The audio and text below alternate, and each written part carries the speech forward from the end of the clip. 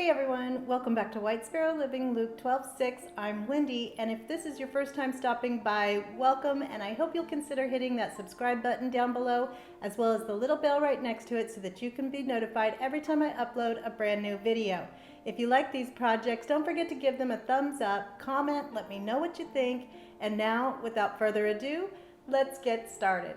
For this project, I'm using 2 of the Dollar Tree big wood rounds, and then I have some 16mm wooden beads. I got these on Amazon, and I'll have them linked in the description box below, but I've seen Dollar Tree has been carrying wood beads, so I've never seen any, but hopefully you can find some.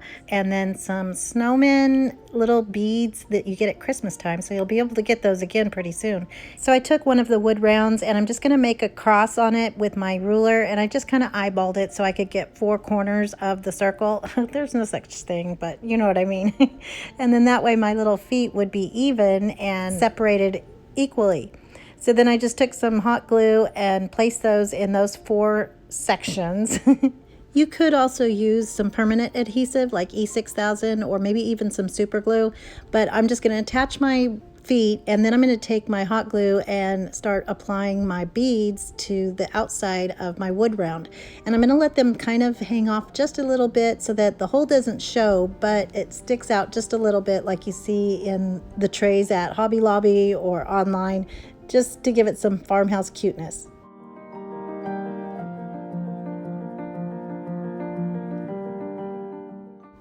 And then from the magic of TV, I get those put all the way around, and then I just make sure that the top is going to fit correctly and everything's all nice and even. So then I took some spackle and just filled in those pesky little holes so that they don't show. And then before I attach that top piece, I'm going to go ahead and paint the entire thing with my Waverly chalk paint in white. And this way I can get into all those little nooks and crannies on the inside. They don't show, but just in case anything's peeking out, I want to make sure it's all covered. So now here's where I should have used my E6000 or some kind of permanent adhesive that doesn't dry so quickly, because once I used my hot glue and went all the way around on my beads, it did start dripping onto my beads, and I had to go back with a utility knife and cut those all out, which was really time consuming, but you don't want it to look sloppy. So once you get that top board on, you're going to want to put something heavy on top so that it gets a good connection and it stays snug as a bug in a rug. And then I'll go back and paint the top part with some more of my white chalk paint.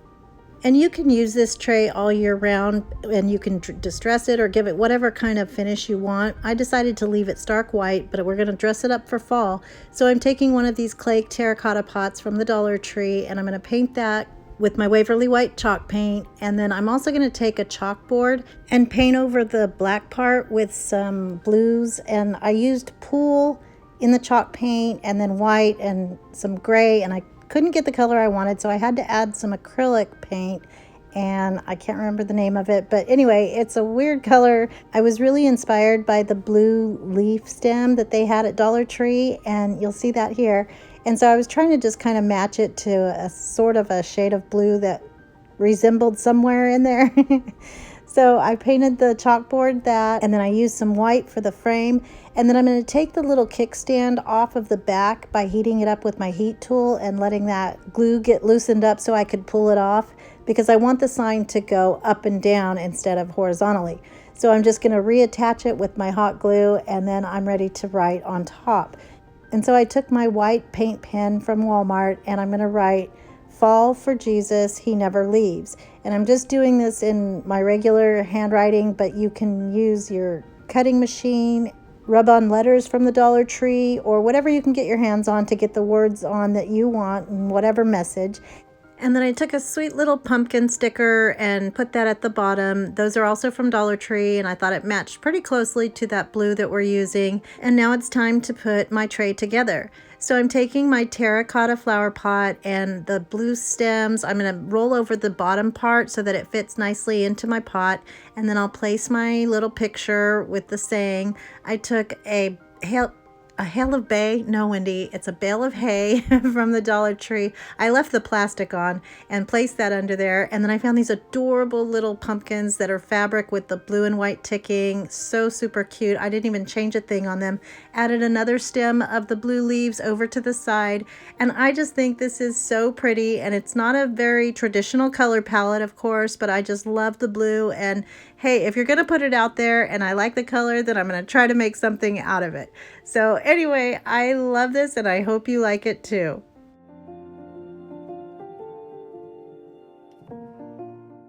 For this project, I'm using 2 fall signs and 2 coasters. Now, I could only find grateful and blessed, which I am grateful and blessed, but I'm also thankful, and I didn't see one that said thankful.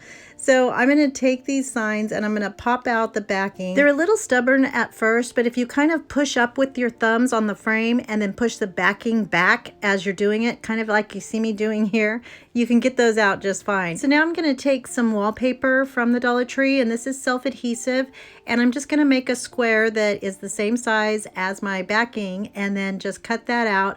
And I wanted to leave a couple of the nails of the planks on the backing so that you could see it, if that makes sense. So I'm going to take it and then pull off the backing sheet and then apply it to my board.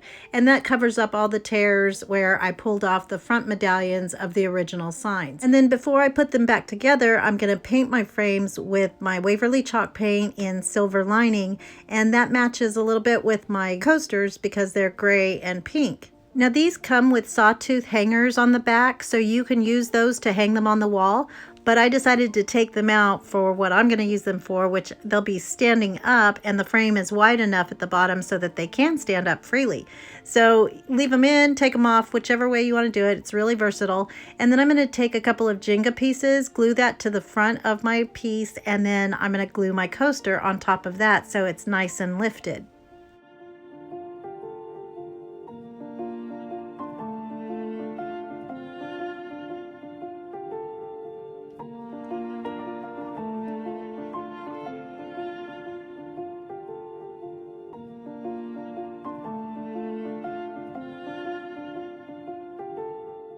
And here they are all finished, and I just love the non-traditional use of pink in our fall decor.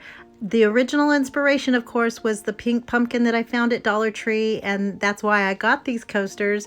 So we're going to continue that theme and move on with even more pink, because if you're going to put it out there, I'm going to use it.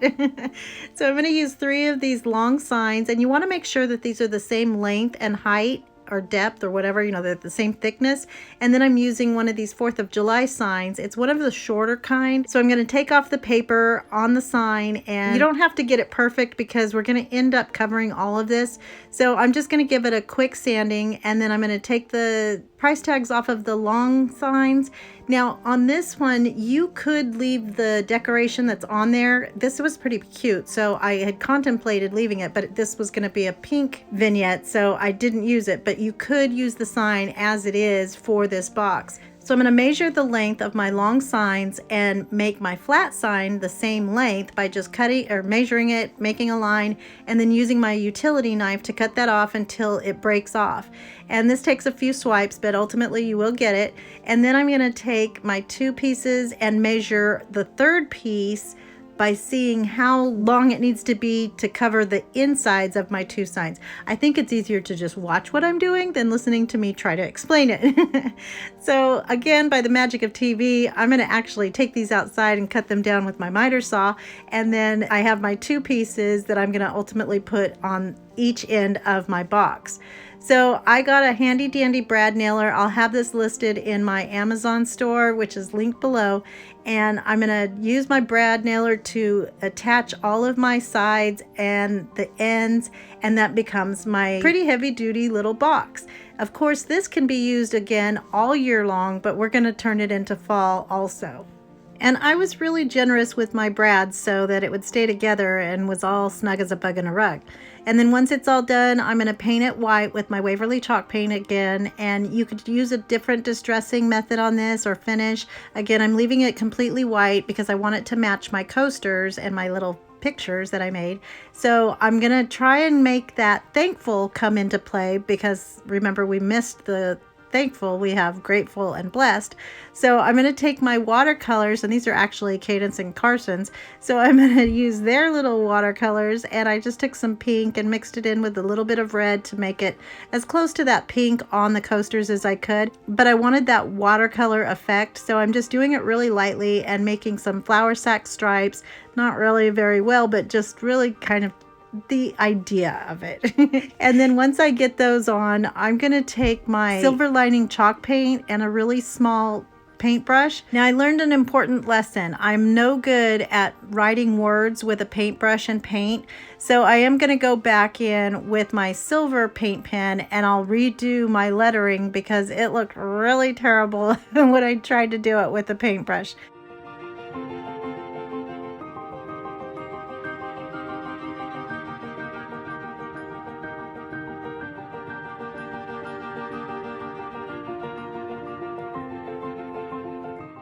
So now it's time to fill this baby up, and I'm just taking my Spanish moss, and I used a whole package because I didn't use any foam. So I'm taking my baby's breath from the Dollar Tree and just cutting that all down into smaller pieces, and then I'll start adding those to the sides first. And then I'm going to place my pumpkins, and I love, love, love these pink pumpkins. And I happened to find one silver one, so I'm going to add that one in the middle. I wasn't sure if I was going to do all pink, but just bringing that gray or silver in was, I think, perfect. And it wasn't long enough to put all four, so I just went with the pink, silver, and pink.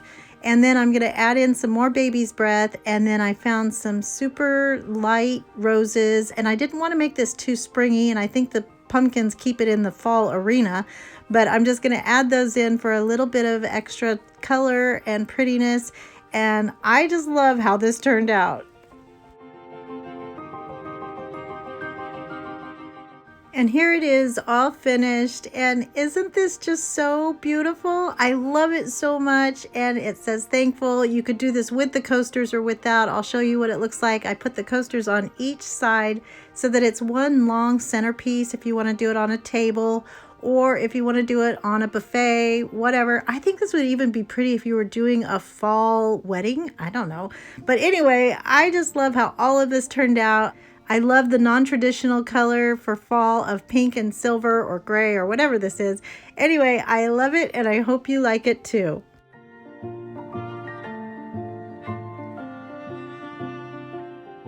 So here's another project where I'm going to be using 4 of Dollar Tree's super pretty coasters and these other items. And I made a green to try and match the little gingham on the coasters themselves. So I used some moss and some celery. And I'm just going to paint my little wooden crate with this mixture. And it's a little tedious because you have to get into all the little nooks and crannies of the slits of the wood. But it's so worth it, and I think it's so cute. And then next I'm going to take a sheet of cork and cut that down so that it fits inside of my crate. And I want this to stick to the bottom of my crate, but I don't want the sticky side open to the bottom because then you might get hair and ickies on there. So I'm going to make some slits using my utility knife just in the areas where the adhesive will be on the wood that's in the crate.